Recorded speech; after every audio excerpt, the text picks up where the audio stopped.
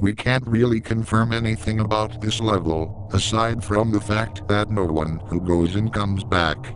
Pretty much all of what we have has been provided to us by an individual known as Kenny.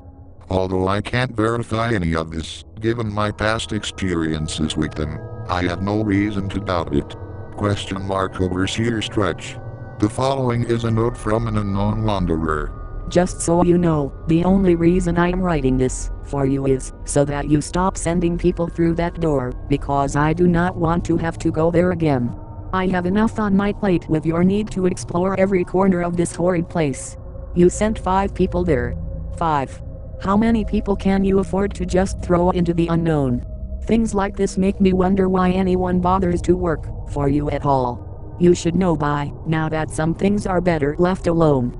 Description. A physical description of the place might be difficult, because I suspect it changes form depending on the person, but I can at least tell you what it looked like for me.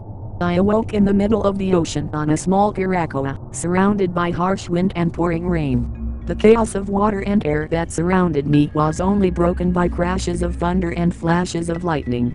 The waves slammed against the side of my ship, threatening to capsize at any moment.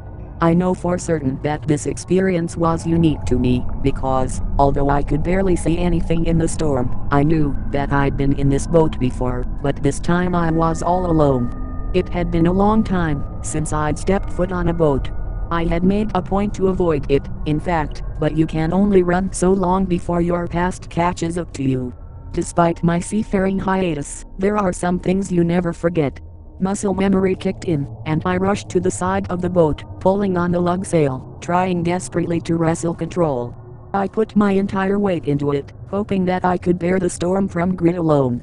But no matter how much I tried, I couldn't do it by myself, and this storm didn't leave much room for error.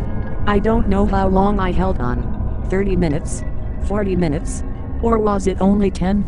By the end, I wasn't even trying to move the sails. I was just trying to hold on. Finally, my arms gave way, and I fell. The wind and rain replaced by crashing waves, as I was plunged into the icy depths. I knew how to swim, but in these waves, it was no use.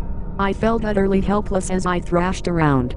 My head going under for longer and longer, until I just didn't come back up. My exhausted body being pulled deeper, as I could do nothing to stop it. I've died many times, but nothing quite compares to drowning. My lungs started to burn as I held my breath. My throat convulsed, my body trying to breathe, as if oblivious to the fact that the moment I opened my mouth, I would breathe nothing but water. Someone told me once about a man named Houdini who could hold his breath for 4 entire minutes. I don't think I lasted nearly that long, but it felt like hours. My vision quickly filled with dark spots, and the water finally rushed into my lungs. It's very surreal to be that far gone. As I fell deeper, I felt a strange calm wash over me. I couldn't even try to surface anymore. I just felt so tired. I closed my eyes.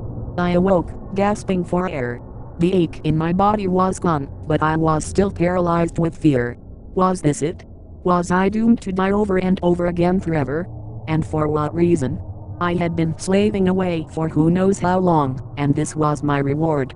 I do not often curse my immortality, but I did that day. I almost wished the boss had just left me to rot away.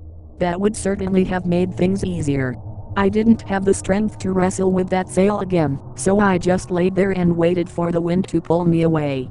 I don't know if the level just thought I was dead or if I passed some sort of test, but at that very moment, the floor of the boat split open to reveal a void that was absent of even darkness.